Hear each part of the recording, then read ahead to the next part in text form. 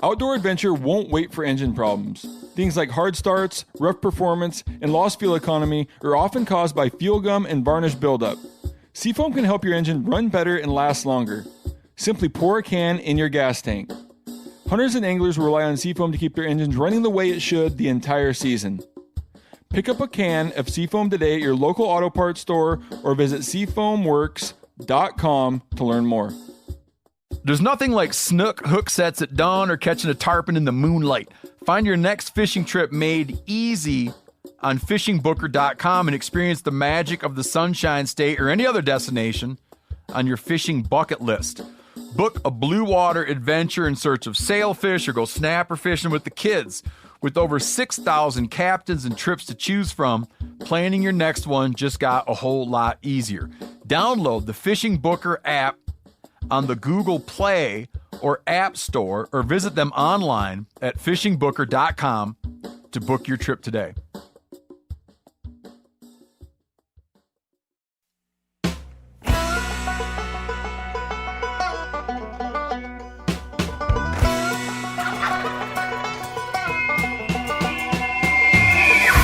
Welcome back to another episode of Cutting the Distance. On this episode, I'm just going to run through the gear I've used now that season's kind of wrapped up on my Oregon archery elk hunt, my Western Washington muzzleloader elk hunt, the Montana rifle hunt for deer, as well as my Kansas archery whitetail hunt. There's going to be a lot of overlap between the gear I used on a lot of these, but I'll go into the specifics on what I used that was different from hunt to hunt, kind of what my layering system looked like, maybe what my meals looked like on these. I'm not going to have a guest on this episode, just going to be me kind of rattling off the gear that I used, how it performed, and then maybe any changes I'm going to make.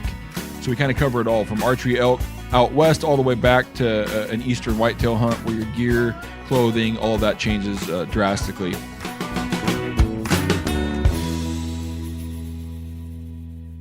But like every episode of Cutting the Distance, I'm going to start off with a few questions. I went to the Phelps Game Calls messages that we've got and pulled these out of them. But if you have any questions for me or my guests, feel free to email them to us at ctd@phelpsgamecalls.com, or like where we got these questions from, hit us up with some social media messages and we'll do our best to get them in.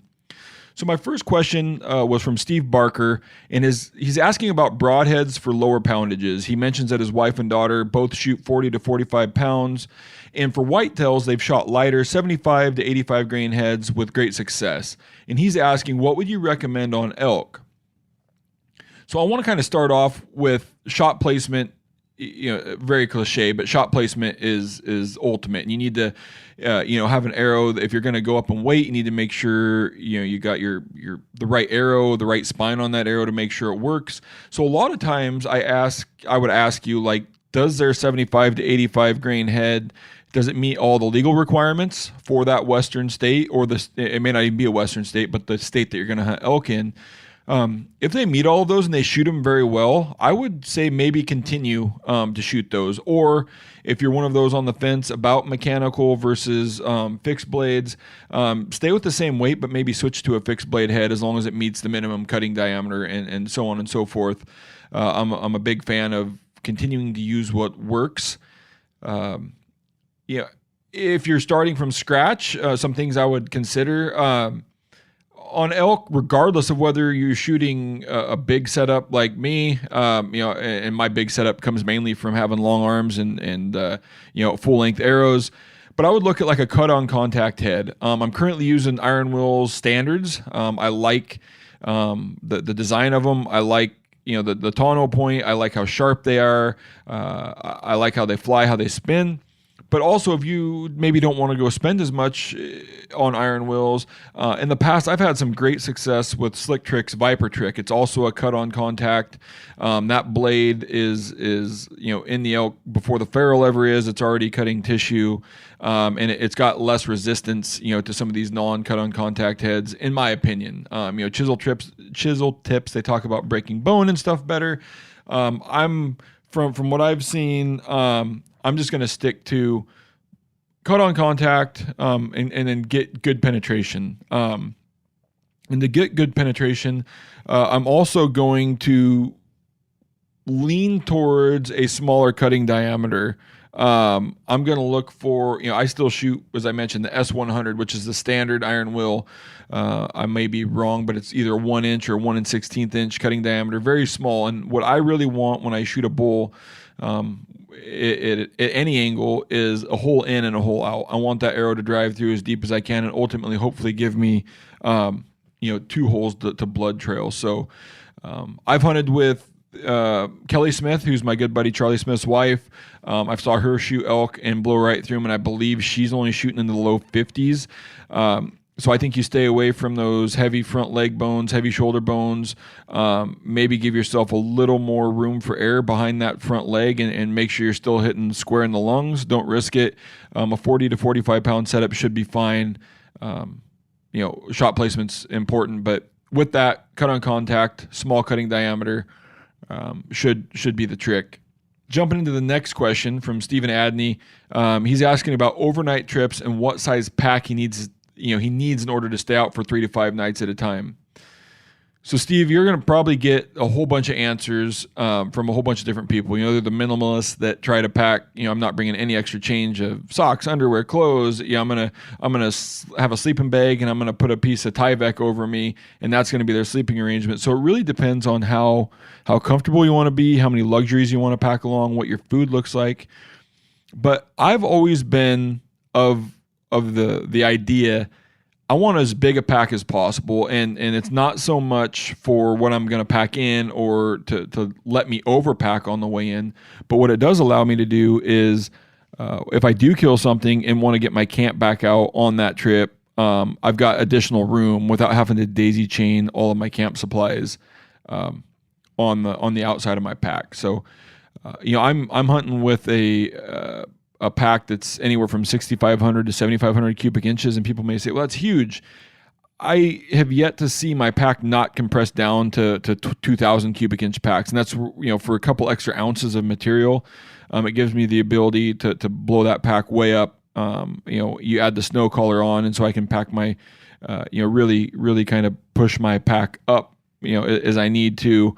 I'm more of a simple guy, so I have one large compartment. I don't have this thing organized down. If I need to do any additional organization, I'll use different dry sacks to separate things. But for the most part, I stuff into the bottom.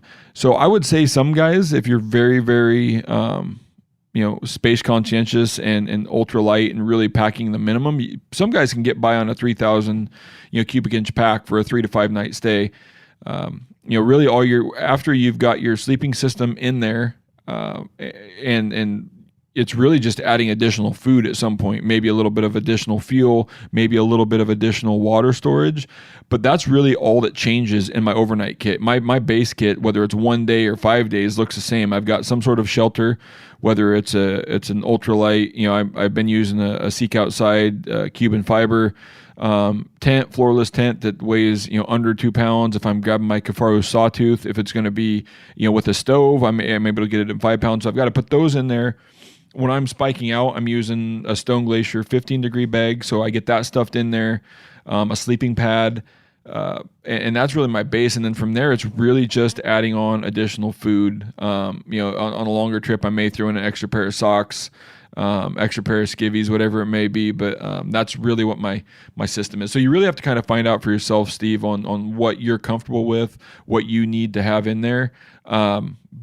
But I would say anywhere from 3,000, but I would urge people to go a little bit larger. It doesn't take up much extra weight. You can compress all that extra space.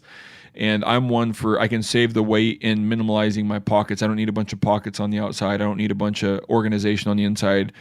As long as everything can fit in there, I'm going to dump all of that when I get to camp anyways and have all kinds of room. I can use some Ziploc bags or whatever to separate other stuff. And that's really my simplified system for overnight trips. And, we've packed in anywhere from, 1 night to 10 nights, and I'm using that same pack for everything.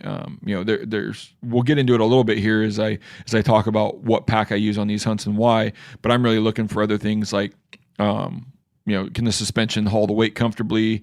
Some of those things, can I get it all in there for my pack out? But yeah. anywhere from, some guys can make it even smaller than 3,000, but I would say for the majority, you're going to be at that 3,000, 3,500 cubic inch all the way up to the larger, expedition style packs. But you just have to kind of test and find for yourself. But once again, if you have questions for me or my guests, please email us at ctd@phelpsgamecalls.com or hit us up on social media. Send us a social message, and we'll do our best to get those on there for myself, Dirk, or any of our guests. So everybody nowadays seems to be doing, pack dumps or gear dumps. I just really wanted to go through. I used quite a bit of new gear this year. Some of the stuff's been old, and I just kind of wanted to walk through my 4 hunts, kind of go over the gear I use, kind of start to finish. And maybe some things people don't talk about or things that aren't that glorified, but really just kind of go through what we use. So my first hunt of the year was an archery Oregon elk hunt. The unit I was in wasn't really set up to spike out in. There were a few spots to spike in there, but I wasn't allowed to film in them, so it didn't make any sense to spike in or set up for those. So this is what I would consider like a wall tent base camp. I only have a 20 by 16 wall tent, which was set up for me and my camera guy. So there was all kinds of room. We weren't worried about grizzly bears or anything like that. So we had our cook system inside that same tent. We had our table inside that tent. All of our gear easily fit with our 2 cots inside that tent. Since this hunt was going to take place in the middle of September, we elected not to pack the stove, which takes up a bunch of room, and we would have had to gather firewood and whatnot. We figured with the temps, we wouldn't need a wood stove. About day 5 or 6, when the temperature started to drop into the freezing, we were starting to wish we had a stove. And it's not so much that your sleeping bags weren't able to handle it. It was just, it wasn't as fun, sitting around in the wall tent in all of your puffy coats and whatnot, trying to get ready for bed, or just to sit up and have conversation, about the hunts, that day's hunts or tomorrow's hunts, or just conversations in general. What we used to cook on that one. So, a lot of our hunts where we're backpacking, you see a lot of the jet boils or the MSR reactor stoves or whatever little system we use with the isobutane. On this one, knowing that we were going to have a base camp, we grabbed a 5-gallon bottle of propane, and we just packed along a 2-burner Camp Chef stove to be used on this hunt. And rather than have to have a bunch of pans and cleaning them, we elected to just have the griddle insert. So this is what I use on all of my trips to the dunes with the family. We do a lot of cooking on this. It's easy. It's simple. Around home we use a Blackstone, but when we're camping, the Camp Chef's a little more durable, and I don't care as much about it. Breaks down a little bit easier. So we just throw the Camp Chef in the back of the truck. It's kind of indestructible, always reliable. Just use that Camp Chef for all of our cooking. It got a little boring. It was a lot of burgers and hot dogs and bratwurst, and then we'd go back through burgers. We did have steaks one night, and my camera guy Dave's brought some brisket for the first night, so we switched it up. But it was a lot of canned vegetables, burgers and stuff like that, which was plenty for us. As far as food on a normal hunt, on a normal year, I eat a lot of just whatever the Belvita breakfast bars, any of those, nice bars, any kind of just glued together corn syrup type bars seem to kind of fill my pack. This year, I went a little bit different direction. I was trying to eat a little bit more healthy, try to get a little bit more fat in me and a little bit less quick carbs. So a lot of what I ate this year was a lot of keto nut mixes, a lot of bags of nuts. We brought some like hard Parmesan cheese. There were some ultra fat packets. They used to be like F-bomb packets, but now they're like ultra fat packets, which is like a macadamia nut mixed with some coconut oil, heavy calorie type stuff. A lot of meat sticks. So I bought a lot of, there's a Bavarian Meats company. They make these little short lawn Jaegers, like 2 in a bag. I'd throw 1 or 2 of those packages in my pack every day. And then really just kind of really boring food selection, but kind of just grinded it through the hunts with just minimal, lawn Jaeger, meat sticks, nut, bags of nuts. And then I was eating I don't remember the exact brand, but they're like a baked protein bar, like 16 to 30 grams of protein per bar. It was kind of a little treat throughout the day, a little bit, satisfy that sweet tooth. But that was really all I ate through the day. And then we'd come home and have kind of a big meal on the Camp Chef. So that was kind of my eating, a lot different than what you see a lot of these guys pack or what I've packed in the past, where it's, a bag of Sour Patch Kids, gummy worms, whatever you can find and get to. Really just kind of went a different direction this year and tried to be a little more healthy throughout the hunt. And I think it kind of kept my energy levels higher and more sustained. Maybe I wasn't as good, on a steep incline or a quick run up a mountain, but overall, start to finish, I felt a lot better. We mentioned our cots and sleeping bag in the wall tent. So when I'm in a wall tent, I've got my canvas cutter system, and then I've just got my Kifaru 15-degree synthetic bag kind of stuffed in that. It's plenty warm on a hunt like this. 15 degrees is plenty. It does a good job keeping me warm. The canvas cutter is outfitted with 4 inches of memory foam that kind of lays in the bottom, and then I just kind of keep an old pillow stuffed in there, a real, I don't even know what it is, a cotton pillow or whatever the heck your old standard cheap pillows are made out of, and that system is great. I do have an old school cot I need to upgrade to get a little bit a bigger one, because it seems like I'm touching all 4 sides of this thing. But that's just kind of my system. I actually sleep better sometimes on this cotton sleeping bag with the foam system than I do when I get home on my bed. So real comfortable, and just kind of gives me a good night's sleep. As far as when I got to this hunt, what was I going to be shooting this year? In the past, I've been shooting some PSE options. This year I went back. My good buddy Corey Miller is working for Black Eagle Arrows and Darton. I went to a 3D shoot with him in eastern Montana, and got talking with him. And Randy Kitts, the owner of Darton and Black Eagle, just a great guy.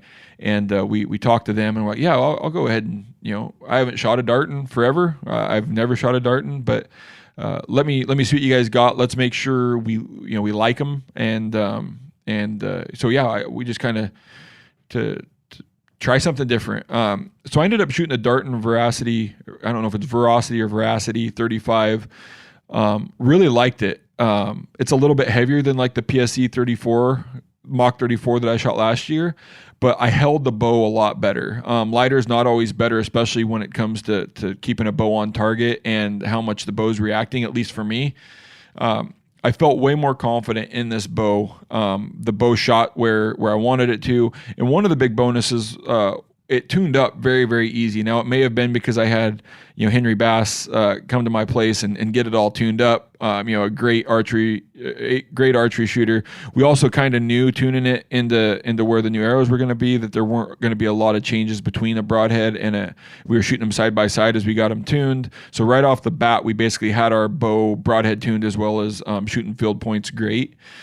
We didn't mess with paper, which is something I really liked. We just went straight to shooting broadheads and field points and got them to dial in. I really liked that system, because when I switched from field points to broadheads full time, everything was just kind of dialed and ready to go. Really, really like that bow. Like I say, it's a little heavier to pack around, but I will trade a little bit of, in the grand scheme of it, what's a half a pound even, when I know I draw that bow back and in my mind's at ease, because that pin's just kind of sitting where I want. Really liked it. Shot great. We'll get to the shot on the bull, and you can't ask for much more than that at the end. Arrows, I shot Black Eagle X Impacts. For those of you that don't know, I've got a 32-inch draw, and it's all of 32 inches. If bows would let me go farther, I could probably get another half inch, if not more, out of them. So I'm shooting a 250 spine, a very stiff arrow, and these arrows are full length, so I don't cut them. Thankfully, the Black Eagle, a lot of times the imperfections come at the ends. Thankfully for me, the Black Eagle X Impact's pretty straight all the way through. So we just take a full length shaft, get them prepped up, and that's what I'm shooting. We add some weight to the tip. So along with that Iron Will S100, I'm adding some weight to the tip on the insert, as well as the I'm going to get this wrong, and hopefully I'm shooting basically a half cert, I believe. We've got basically a hidden system down inside that then attaches to that arrow, and it's great. I can, if I need to, I don't get too hung up on tuning my broadheads or getting everything to match in. But that system gives me about 220 grains, I think, plus or minus in the front. So I end up shooting about a 570 to 580 grain arrow, 32 inches of draw at about 72.5 pounds. And we're shooting at, mid 280s. So I'm not one of those guys that just chases crazy high arrow weights. I build my setup backwards. So I look at the bow's rated speed, know where it's going to be, and then I just kind of build my arrow to put me at the mid 280s. I found mid 280s keeps my pin gaps pretty tight. It also makes sure that tuning broadheads isn't too much of a pain in the neck. And so just kind of sat there. My rest on that bow was a Black Gold Ascent Pro. One thing that I do a little bit different than others is I shoot all green pins. I set up my 20, 30, 40 for an 019 pin, and then I set up my 50-yard pin as an 009. All green.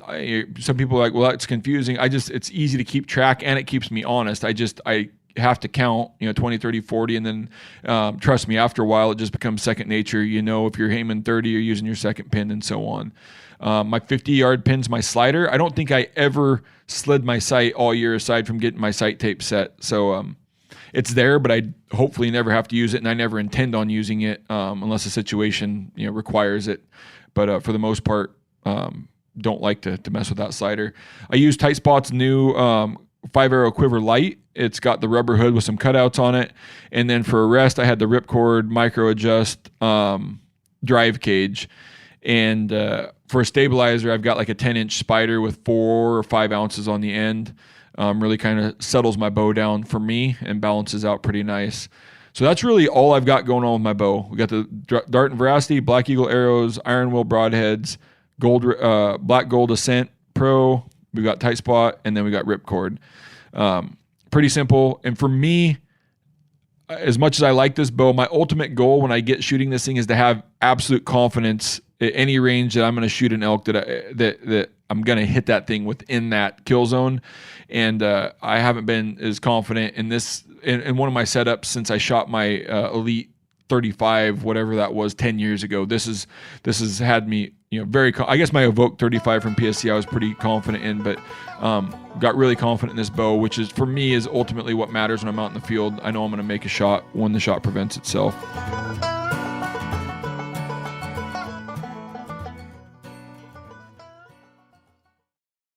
We've all seen plenty of gadgets and fads come and go, but here's one product that stood the test of time: Seafoam Motor Treatment. Lots of hunters and anglers know that Seafoam helps engines run better and last longer.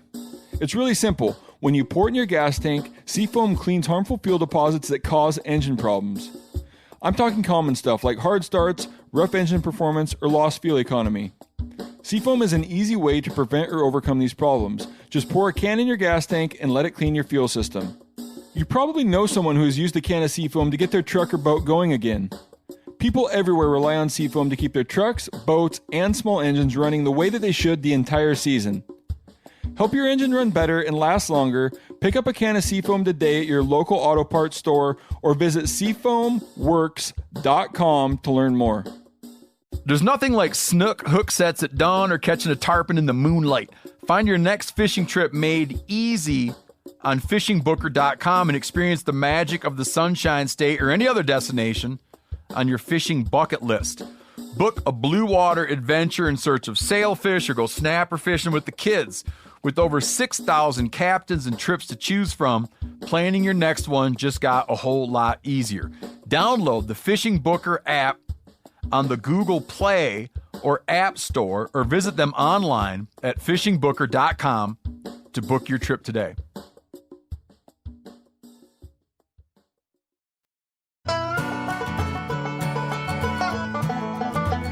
So what's on my feet? For boots, I've had all kinds of issues with boots over my years. I've tried almost every mountain boot and then ultimately settled on Crispy Brickstalls. They used to have the black, which were like a Flex Level 5, and then they had like the brown, which I believe were like a Flex Level 3. Brown was non-insulated, black had 200 grams insulation. Well, Fast forward to 23, Crispy brought out a bunch of new boots around the Brickstall series, and one that really caught my eye was the Brickstall Pro GTX. So it has a synthetic fiber on the outside, same last, same everything else as the Brickstall, same lace system, but we had a synthetic fiber, and we also had the Gore-Tex. And one thing I didn't know if I was going to like it or not, but it is a light gray boot. They added 200 grams of insulation to this boot, which for August, September hunts, I'm like, I didn't know if I was going to like it, but I didn't notice any issues throughout the hunt. These boots were dang near perfect. We had just a little bit of separation of the rubber ran, but I also wore these boots for 60 plus days in the mountains, all over, performed flawlessly. We did some touch-ups with some marine goop. Cleaned them out, and they're backed as good as new. Everything else on the boot held up great. So I can't complain about those. But while I'm giving you recommendations on boots, I also need to caveat this with, do not take somebody's recommendations for boots unless it's like maybe on the durability. Everybody's foot's different. Everybody's got a different last that they build their boots on. Even within the same brand, like all the boots won't fit the same. They'll put one on one last, one on a different one. So take it for durability, but I'm not saying that everybody needs to go out and try the Crispy Brickstalls. But for me, a guy with a lot of foot issues, they worked great. Maybe just as important as the boots or the socks, what you've got on between your foot and the boots. I've used to be a Smartwool guy. I've tried all of these different brands and ultimately ended up on Darn Tough full cushion socks. They have a way tighter weave or a knit or whatever you want to call them. They're tighter, they're more comfortable, they're more durable. I just don't have heel issues, blister, hotspot issues with Darn Toughs on. And so I don't know if it's a Crispies, I don't know if it's a Darn Toughs, but whatever it is, those two are going to go in a combo, and I'm going to stick with them. So Darn Tough full cushions inside the Crispy Brickstalls are a money system for me. What's on your back? We talked a little bit earlier on one of the listener questions. I'm still using an old school. I've got a 44 mag from Kifaru, and I've got a Cavern from Kifaru, which is about a 6,500 cubic inch pack. I no longer carry a big hood. I found that I just end up stuffing it full of too much crap that I don't need. So I just run a Kifaru Cavern, big open pack, and it works great for me. And what I really like about the Kifaru is I've been using them since 2011. The suspension has never, ever let me down. Well, I shouldn't say never. I had one issue on my Oregon Bull in 21 where one of my load lifter straps, it broke a buckle. It wasn't anything that I couldn't get taken care of with some 550 paracord, and then Kifaru took care of it right away as soon as I got out. So it's not ideal to have equipment break, but I've also, in whatever it is, 13 years now, only ever had one issue. And I'm not going to say that it wasn't mine, because when you switch packs around and have to reconnect everything, I may have messed something up on how I connected that load lifter. But been super happy with the Kifaru. My pack's squeak free, which is one of the things that I used to drive me nuts about my old packs. And then that one pack, I like how it's organized. I've got a spotting scope pocket on the outside. My tripod attaches very easily, very quick to get in and out of, and will pack way more than I ever will be able to. Another thing that I do when I have meat as well, a lot of people like this pack will separate away from the frame. I carry a 100-liter dry bag, and I just drop all of my meat into that dry bag until I get out, unless it's going to be a real long pack out, and then I've got to try to figure out how to get some air to it. But packs worked great for me. As far as clothing on a September hunt, I like to be able to layer. And whether it's an archery hunt in September, or whether it's a rifle deer hunt in 10 degrees, I like to try to get by on three layers. I like to have, like in September, it's usually going to be the wick against my skin. As it gets colder, we may move into the kiln, or even into some heavier, First Light stuff, whether, it's the furnace or, some of those other ones. But usually for me, it ends up being the wick early season, and then we go to kiln, after that. Then I like to go with either a fleece or, whether it's the Origin hoodie or like the Klamath over top of it. And then from there, I go to the big coat, whether it's, for me right now, it's a Chamberlain. We're going into that. And with those three layers, depending on how I mix and match them, I should be able to get through, any situation, early season all the way to late season. I was able to test out First Light's new pattern this year, the Circa pattern, kind of built for new Western open environments. And I tell you what, at least on the Oregon elk hunt, it blended in great with some of that open yellow grass, more open country, not real thick, dark timber. Seemed to perform really, really well. As far as my harness, another sister company, I've worked with Paul well before we ever joined up at Meat Eater. I'm using their front opening bino system. On my right pocket, since I'm right-handed, I've got my rangefinder pocket, and on my left wing, I've got an E3 pocket, and I've got a little Velcro strap in there, and that allows me to hold my thumb release. So I've got my archery release on my left pocket, my rangefinder on my right, and then my binos straight down the middle. Optics I use these on all my hunts. A Leupold 10x42 binos. I used to use the BX5s. They've got some new range finding binoculars out now, the BX4 range finding binoculars. I'm still using some old prototypes that I was given 3 years ago, testing out the glass, and I really, really like them. So that's what I'm still continuing to use. And then for a rangefinder on the archery hunt, I ended up with the RX5 full draw rangefinder. I love that thing. It's quick. It calculates my true horizontal distance, and I can trust that thing whether I'm shooting 100 yards, on a 3D course, straight downhill. It always seems to give me the right answer. So once we did find some success on the hunt, my knife that I used was a Benchmade Hidden Canyon Hunter. I like to have a big, heavy-duty blade that's sharp. I get in there and try to do quick work. I love Havalons and stuff when you're caping or around the face or the heads, but for skinning quickly, making sure you're not cutting through hide, I'd much rather take my Benchmade Hidden Canyon knife or those type of knives. Those 5-inch type fixed blades that you can rip and tear and kind of get through that animal really quickly.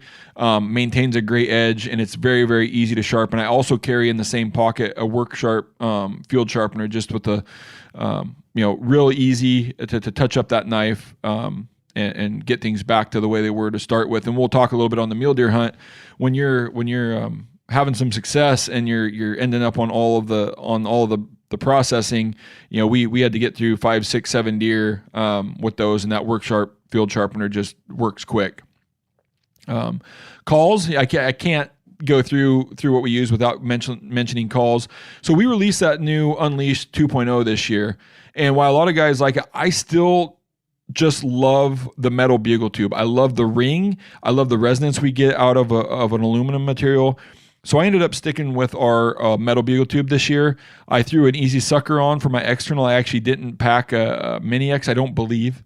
If I did, I didn't use it a whole lot. And then for diaphragms, I ended up using a combination of the pink amp, which is my signature call, the green amp, and then also threw in a pitch black 2 occasionally on that hunt. So I don't pack a lot of calls, don't need to, but that was kind of what we had. Headlight, when things got dark, I was actually using a LED Lenser MH8 style headlamp. I like it because I can charge it if I get back to the truck after dark. I can hook it up to my USB charger, get it charged up for the rest of the day. And if I happen to be out too long or can't get it charged, I can take out the rechargeables and dump in normal AA batteries, and we're right back to going. It also comes with a case that acts as a battery pack. So when we're on, at least for the first couple days, if we're not using our headlamps a lot, I can recharge that thing, 3 or 4 times, and without having to dip into the lithiums and get that thing recharged. Game bags, what game bags do you use? I'm like, I use an assorted grab bag over all these years. I've got some Argali, I've got some tag bags, I've got some that Leupold sent me. We've just got a big mix of game bags, and after washing them and having 40 different bags kind of sitting in the shop, I'd usually just grab, and they've all worked fairly well. Don't have any complaints there. So, aside from that, that's really kind of the main gear that we used on this, archery elk hunt. Onyx was used. One thing I didn't mention, which, we did use a lot of Onyx, depending on whether we were next to property boundaries, needing to figure out where we're at, how to get access. So a lot of Onyx was used to make sure we're staying in place. And yeah, it was that was the gear that I used on that, and a lot of this is going to carry over. So then my next hunt of the year rolls into my Washington muzzleloader hunt. It's really similar temperature to that Oregon archery hunt, so a lot of the gear is going to stay the same. But one thing I do want to kind of highlight is the muzzleloader that I've always used, the Tradition's Northwest Edition. So we used to have some stricter rules on traditional muzzleloaders. A couple years ago, they changed those rules, and so this year I was able to use a Remington 700 Ultimate muzzleloader. For those of you that haven't seen it, I think it's a shortened 308 case with a Magnum rifle primer as your ignition system. And then the gun, I need to be careful what I say. The gun doesn't say it's designed to use Blackhorn 209, but I move forward with Blackhorn 209, so I'm not endorsing it, not saying it's okay for it. I do have a new breech plug coming for it, which is set up for Blackhorn 209. But I used that original ignition system, that original breech, shot Blackhorn 209.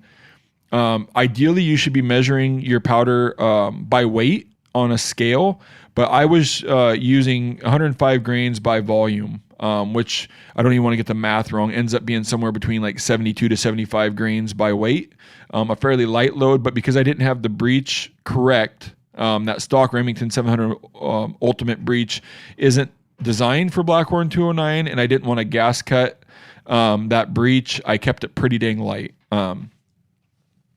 And then I, this year, elected to use Federal Trophy Copper Borlock 270. Very easy to load, very, very accurate out of my gun.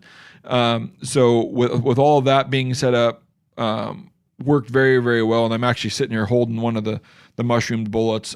Performance was amazing on both. First bullet from long distance, you don't quite get the expansion. That bullet passed through. My follow-up shot from 60 yards mushroomed out perfectly and was lodged in the opposite shoulder. That worked great, and you couldn't ask for better performance on the bullet we did recover. On this one, we a little bit different style. I haven't been able to get an elk out whole in a long, long time, but this elk happened to die in some property that we had permission to get to. So on this hunt, we used a retrieval vehicle, we have a Can-Am, which actually my daughter's Can-Am Trail 1000. She likes to putt around the yard and go for little nature drives and whatnot. So we hooked that up. We're able to get to that bull and ultimately get that bull out whole, which is real nice. It's nice to clean up when you get back to we have a meat shop with an 8x10, cooler and all of that. And so got it back to home and was able to break that thing down. And the Can-Am came in real nice because the property owner didn't necessarily want us to take our truck out there, but didn't mind if we had a small little UTV. And so that worked out, good. But yeah, everything else aside from that was very similar. The same clothing, same boots, same pack, same everything aside from the weapon. That one was right in my backyard. So you also switched up camp and you ended up just staying at home. And it's kind of nice being able to come home, get a good night's rest, and then, get up an hour and a half before daylight and get going. Next hunt on my list was my Montana rifle deer hunt. This is kind of always one of those ones I look forward to every year. It's always a great, fun hunt with my family. And so on this one, the weapon, we ended up using the R Brothers. It's a custom built rifle. Used to be in Washington, then went to Utah. Now he's ultimately in Texas. But we used an R Brothers custom built gun in 7 short action ultra mag. So I had that gun kind of custom built for mountain hunts. Elk capable, shoots really well. Defiance action. Jewel trigger, proof barrel. And then all 3 of us ended up shooting our deer with that same gun, all 1 shot, 1 kill. Very, very minimal meat damage, and a lot of people are going to be surprised. A lot of people don't like the 180 burgers. But to this day, with that gun, I've had very, very many, or very, very few animals make it more than 10 yards. Most of them die on impact, and if they don't, they pile up pretty quick. So very happy with how that performed. My wife shot her deer at 518 yards Hit it perfectly right behind the high point on the shoulder. Didn't damage hardly any meat. My son shot his buck at 115 yards with it, and I shot mine at about 280. All one shot, one kill, and placed very, very well. 180 Burgers, we reload that gun with RL26. One thing, we reduce that load in the off season. RL26 is an Alliant powder, and it's supposed to be temperature stable, but it's as crazy as it gets at times. It doesn't like to shoot in cold, doesn't like to shoot in hot. We've had pressure signs, but it does give you ultimate performance. But we were able to kind of curb those issues or kind of make them less of an issue by reducing that seat in the bullet a little bit farther, and that gun just shoots lights out.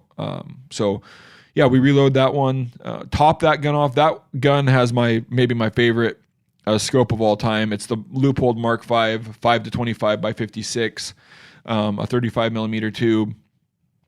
That gun has tracked perfectly all the time. It dials up where you want it. It drops back where you want it. It's easy to get on target. It's got a great eye box, especially, for me, it's maybe not as big an issue, but for my wife and son that are shooting the guns that also have the cheek piece set right where it's good for me, they can always acquire their target very quickly, and been really happy with that scope. Number one, it's repeatable. Number two, it's got some great glass in it, and never let me down. So I really like that setup. That hunt, I don't know if anybody have been to Montana when it's after a snow or a freeze. That hunt on a few days pushed my Raptor to everything that it had. All four, and we didn't try to tear it up. We were trying to sometimes just get turned around. 4-wheel drive, differentials locked, and traction control off, advanced track off. That thing without a UTV or the ability like that got us into some areas. Even some of the county roads were a little bit sketchy, but that hunt ultimately dried out and it became real nice. But that one we also used the Leupold spotter, and I'm going to get this wrong. I use all straight. I believe it's the SX4. I could be wrong. SX4 spotter from Leupold, straight. It's great glass. Lets us sit behind it for a long time. And do all the spotting there. Trying to think if there's any other gear on that hunt that we used a little bit differently. It did start to get cold on that hunt, so you start to. I'm a big sis when it comes to gloves, and so I always end up. I don't know. I believe we weren't using the Brooks down. We were using the heavier the Alpine cold weather glove on this hunt. And then I think I had the Alpine Cold, and then my wife and son had the Grizzly 2.0s. We added heavy gloves. We were in our Chamberlain a lot more on that, and then this is where we start to switch to the Kiln series from the Wick. We start to go to a heavier mid layer, and then we start to throw that Chamberlain on top. Especially when you're doing long glassing sits without a lot of movement, really kind of seemed to be the answer. Trying to see anything else on that rifle hunt that we did a little bit different. No, I think that's about it as far as different gear. Same thing, boots. We were still rocking the Crispy Brickstalls. It wasn't that 200 grams in insulation kind of knocked that edge off when it starts to get cold. Everything else is similar. Those hunts, we Airbnb it. My wife and kid are along. I want it to be enjoyable for them. So, and don't get me wrong, I like to have a comfortable camp and be able to shower every morning. So I kind of like those ones. And then we just finished up our Kansas archery hunt. Once again, our biggest change is our weapons kind of going back, and then our clothing on this one. So I went back to the Dart and Veracity 35. Same exact arrow setup. Anybody that paid attention during Whitetail Week, I did a little blurb on the bow I've been using for whitetail, and I just don't change my Western setup. It's a monster out here. I don't need to shoot any faster. I don't switch my broadheads. One thing I did run into a little bit of an issue when I went to shoot my buck. You get in these blinds, whether it's a tree stand, you've kind of got all kinds of room. You're in a blind, you've got limitations. I'd always draw my bow. Sometimes my elbow would hit, and one thing that happened right when I was going to shoot my buck this year is I've got that 10-inch Spyder stabilizer on it. sometimes it's hard to draw your bow. You got your arrow kind of hanging out the windows even to get your bow drawn, just so things aren't in the way. And I didn't realize my 10-inch stabilizer was going to hit off of the windowsill, the inside. And so next year, I may look at, before I go to whitetail hunt, coming up with a different stabilizer system, that maybe has more weight, but on a shorter bar, something to that effect to prevent, any of that from happening. I've never felt cold enough yet that I couldn't draw my bow back. Even when I do get chilly, I kind of practice, make sure I can get my bow back, and I haven't had any issues yet. So knock on wood, that nothing will happen there. So clothing, it changes up a lot when I'm not Western hunting, when I can't get up and walk and go to warm myself up or create some of my own heat.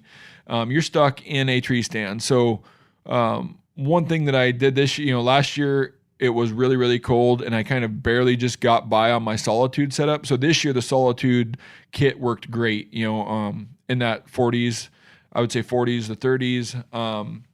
On that one, I would put my Kiln hoodie on the base layer.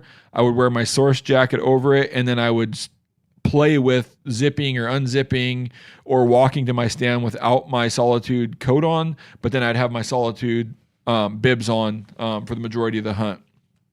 One thing I also change up on my whitetail hunts is my boot system. Those crispy mountain boots, even at 200 grams insulation, just aren't going to cut it. So I've got some Lacrosse. I can't even, I believe they're 1,600 grams of insulation. And I'm actually searching Google right here while I'm looking at it. I believe they're the Alpha Burley Pros that are in, Alpha Burley Pro 1,600 grams in First Light Cypher, I believe. So wear those, and I also just wear my Darn Toughs in those, and they seem to be enough to get me through those 30 to 40 degree days. We used quite a few Summit tree stands. We used a lot of Millennium tree stands. A lot of these are already set up on the hunt. My buddy Randy that owns the property, he's also got some redneck blinds set up. We're using Summit harnesses, safety harnesses on those hunts.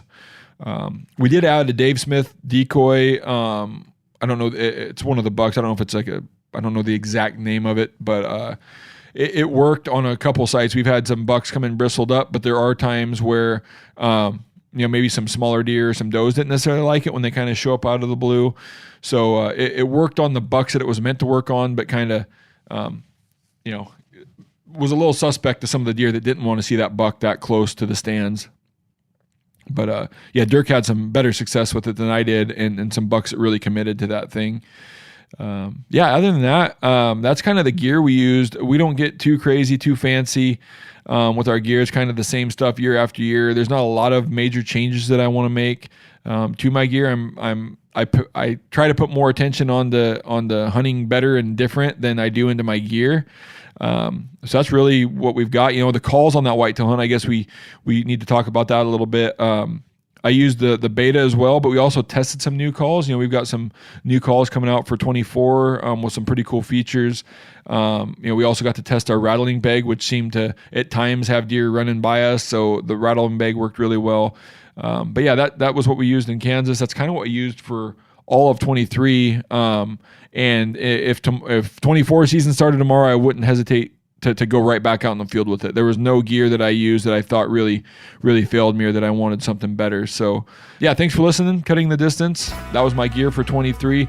Feel free to send us an email to ctd@phelpsgamecalls.com if there's any gear you want opinions on or would like us to test out or take a look at.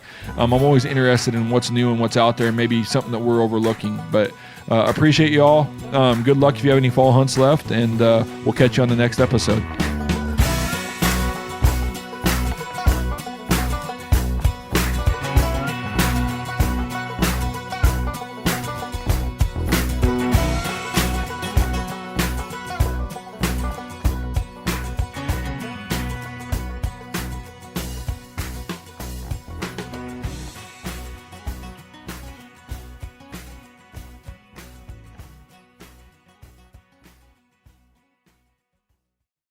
Outdoor adventure won't wait for engine problems. Things like hard starts, rough performance, and lost fuel economy are often caused by fuel gum and varnish buildup. Seafoam can help your engine run better and last longer. Simply pour a can in your gas tank. Hunters and anglers rely on Seafoam to keep their engines running the way it should the entire season. Pick up a can of Seafoam today at your local auto parts store or visit seafoamworks.com to learn more.